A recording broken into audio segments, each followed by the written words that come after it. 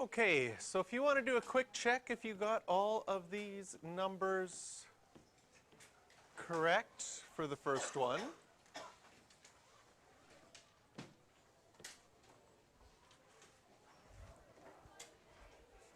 How many ate exactly 2 meals would be the 35 plus the 135 plus the 265.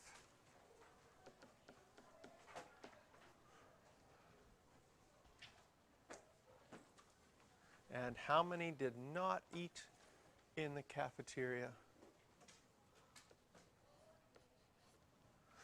55.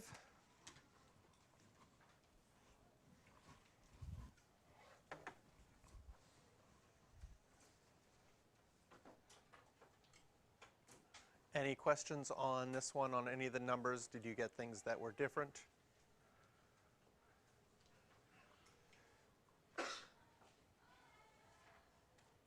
So if you haven't done it yet, again, this will be just at the beginning of the first video for today, so you can check it, but you were supposed to have that ready for today. On this one, if you want to check your numbers, 4 didn't like any of them, so that would have probably been the first number. 12 like Coke and root beer, but not 7-Up. That would have been this number. And then you could fill in the rest as a result. With that 3 at the bottom being the last thing you would have been able to figure out, you can get 3 out of 49 in total.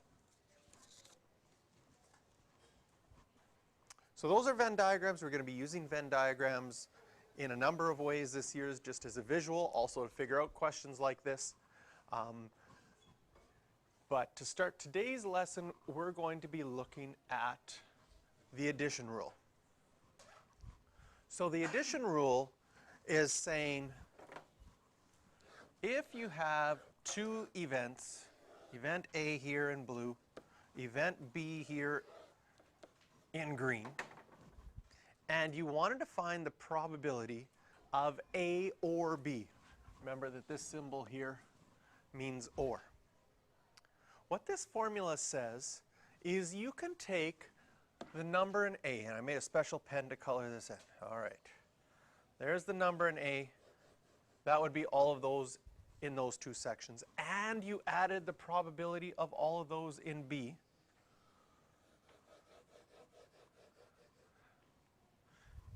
Can you see the middle's a little bit darker? Okay. It's not as dark as I like it to be, but it's a little bit darker, meaning that you've counted that part twice. What is that middle part? That's the probability of A and B. And so we subtract it because it's counted twice. So this formula, it's on your formula sheet, the probability of A or B. If you take the probability of A, add the probability of B, you're going to have to subtract the probability of A and B because you will have counted this part twice. To show it in another way, when I calculate the probability of A, I'm calculating this section and this section. When I calculate the probability of B, I'm counting this section and this section again. And so you can see that that middle section has been counted 1 too many times because the probability of A or B is one of these, and one of these.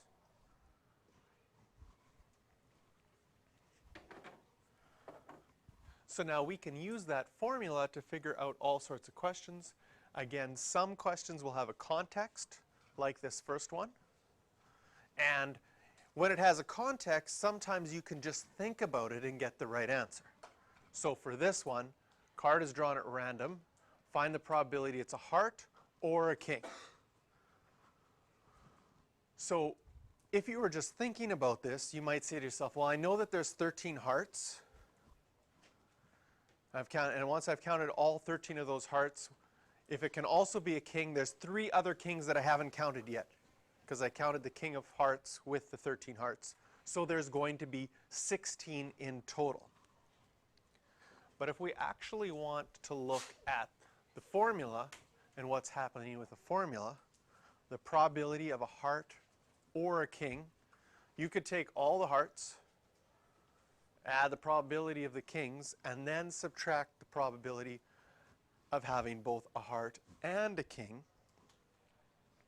So there's 13 hearts in the deck, so your probability would be 13 out of 52. There's 4 kings in the deck, so 4 out of 52. But there's one king that's both a heart and a king, and so you've counted that one twice, so you'd have to subtract 1 out of 52. But a lot of you just saying, I can just do this with logic. I can just think about it, and I can see that there's 16 cards in total, and I could get 16 out of 52 right away. And that's great, but there's going to be a number of non-contextual problems where you do have to know how these formulas work. So it's good to see both. So if you could solve it directly, perfect, but it's also important to say, I understand how the formula works and why it works.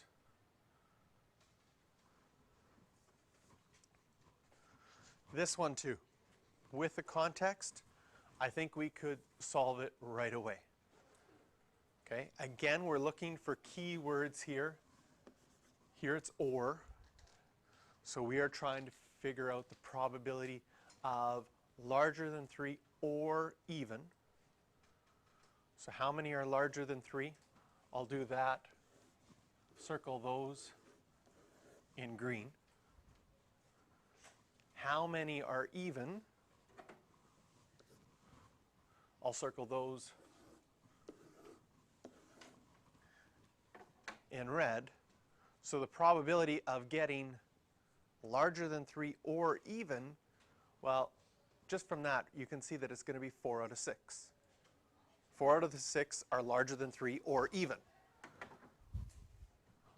If we did decide to use the formula,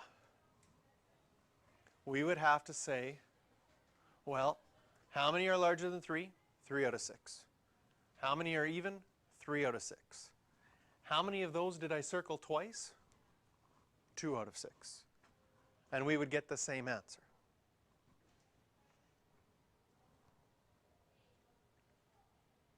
One thing we're going to, again, these first couple of examples, I think are very intuitive. You probably just think about them and get the right answer.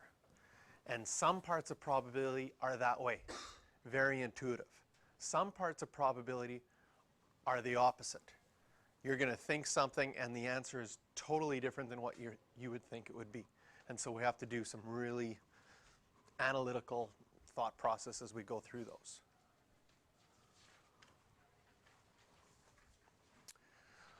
So one of the things that your IB exam will do, and you'll find out in this course, is they say, well, that's great if you have natural intuition for probability, and you can figure out a lot of things just by thinking about the context. But we also want you to be able to manipulate things with those formulas. So you'll get a question like this, a non-contextual question. We don't know what the events A and B are. They tell us that the probability of A is 9 out of 20. And the probability of B is 3 out of 10.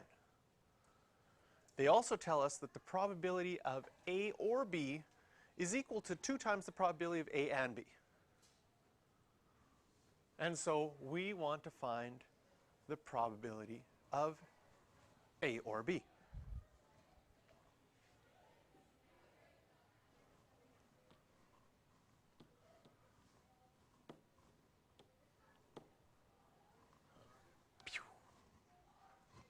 All right, so how are we going to find out that this is equal to half?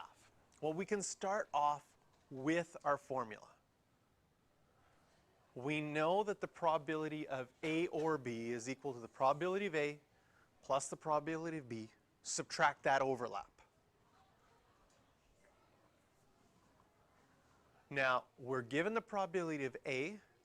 We're given the probability of B in our question, so that can be substituted into our formula. And we know that the probability of A or B right here is equal to 2 times the probability of A and B. So what I've done in this equation is plugged in what I knew with numbers. There was still 2 things in the question that we didn't know. but we also had something to substitute in so that we could basically get an equation with only one thing that we didn't know. Rearranging this,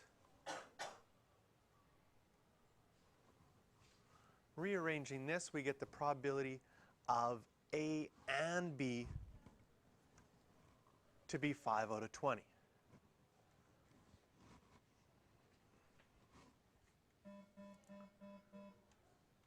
Students, just a reminder that the pep rally for the homecoming game will be starting in the theater in just a couple of minutes. Not to the theater, head to the gym for the pep rally. Thank you.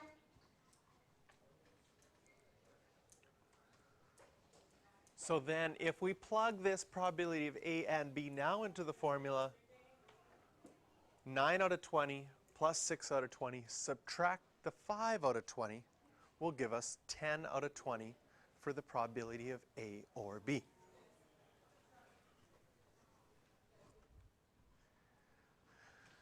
You could also think about solving this problem using Venn diagrams. So now that we've got all this information, we could put this into a Venn diagram.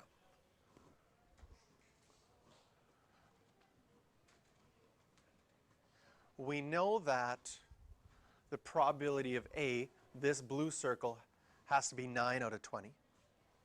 We know that the probability of B was 3 out of 10, which we can make that 6 out of 20. So everything in the green circle has to be 6 out of 20. And now that we've figured out that the probability of A and B is 5, that's that number in the middle, then we could calculate that the outside numbers have to be 4 and 1, and then the ones that aren't in either A or B will be 10. So I made this Venn diagram from the information that we have here. It would have been a little bit difficult to figure out the Venn diagram just directly from the question to begin with, because we knew all of the blue circle, all the green circle, but there wasn't really anything to help us fill the things inside. The fact that the probability of A or B, in other words, all three of those numbers together, has to add up to double the middle number. That's what this is saying. But it wouldn't be easy to figure out those numbers just by looking at it.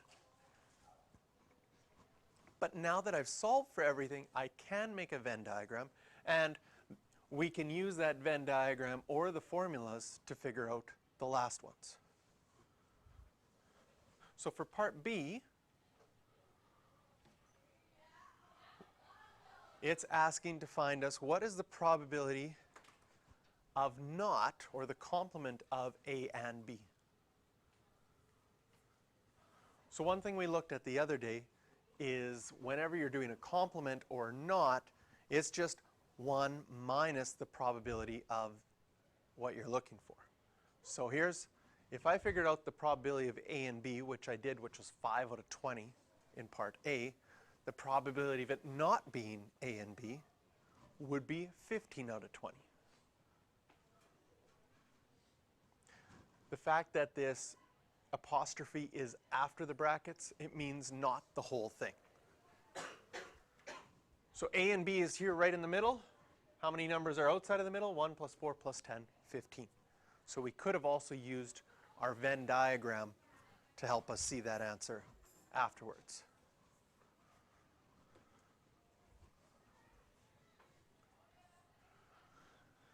The Venn diagram that I have right there is just taking the answers that we have here and actually putting them into percentages.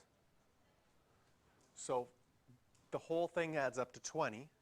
Does it make sense that 5 out of 20 is a quarter? So I have 0.25 in the middle. So we could also solve this question using decimals and add up those probabilities that way. I like using the actual numbers, it just looks cleaner, but either way would be fine. And finally in C, find the probability A and not B. So you want to find the intersection between A, should go to our Venn diagram, which is our blue circle, and everything outside of B. And that's why I have that 4 circled in red. Because the only thing that's in the blue circle but not in the green circle is that 4. So here the Venn diagram really helps you see that. And you could write 20% as well.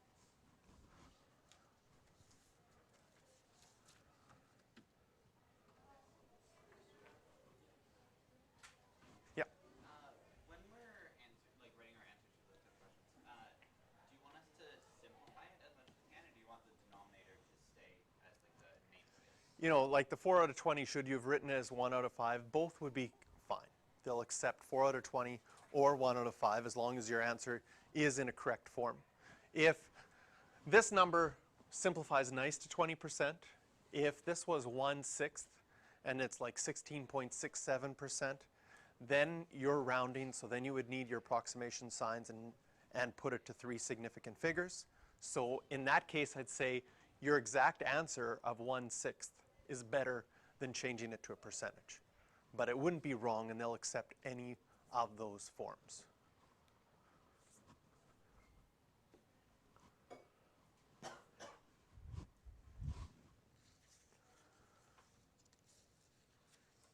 All right, so I want you to try this one and see how you do. Another one that the context is taken away. We're working with the symbols and working with the formulas.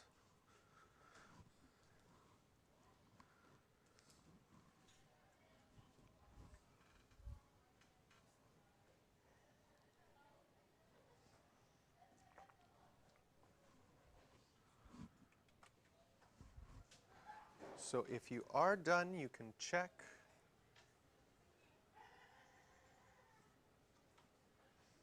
Oops. There we go.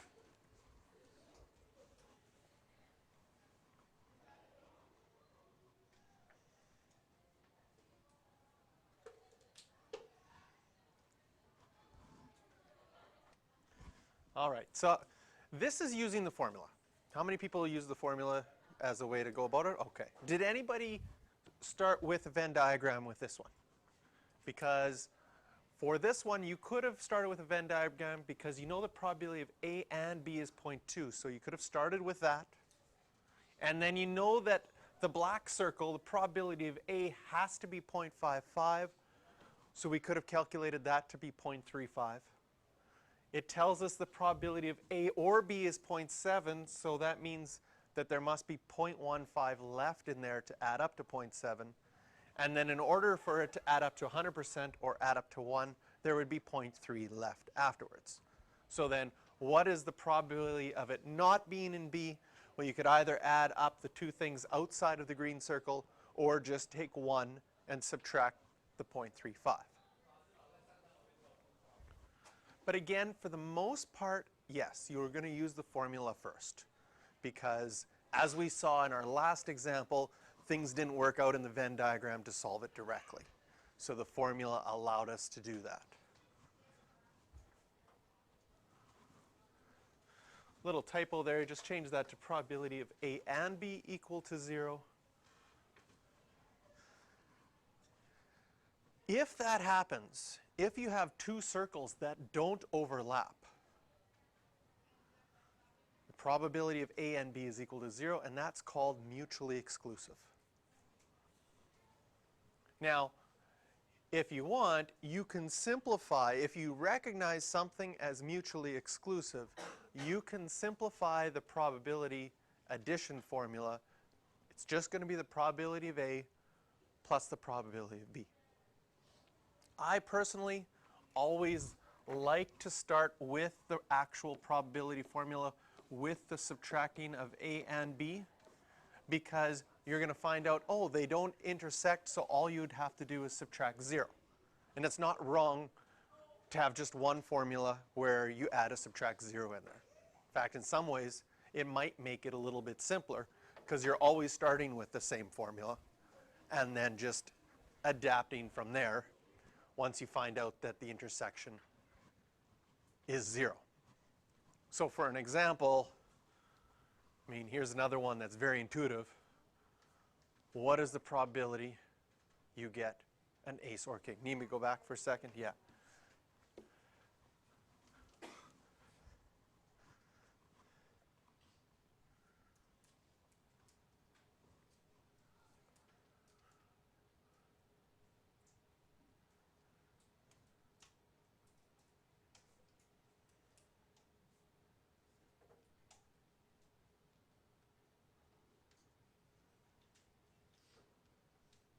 Good? Okay, no problem. So, if you're taking one card out, you can't get an ace and a king at the same time. That is impossible. There's no ace king or in the deck. So, intuitively, you can probably just count it. It's going to be 8 out of 52. Using the formula, again, starting with the actual formula, probability of an ace, 4 out of 52. Probability of king, 4 out of 52. Probability of getting both at the same time, 0 out of 52.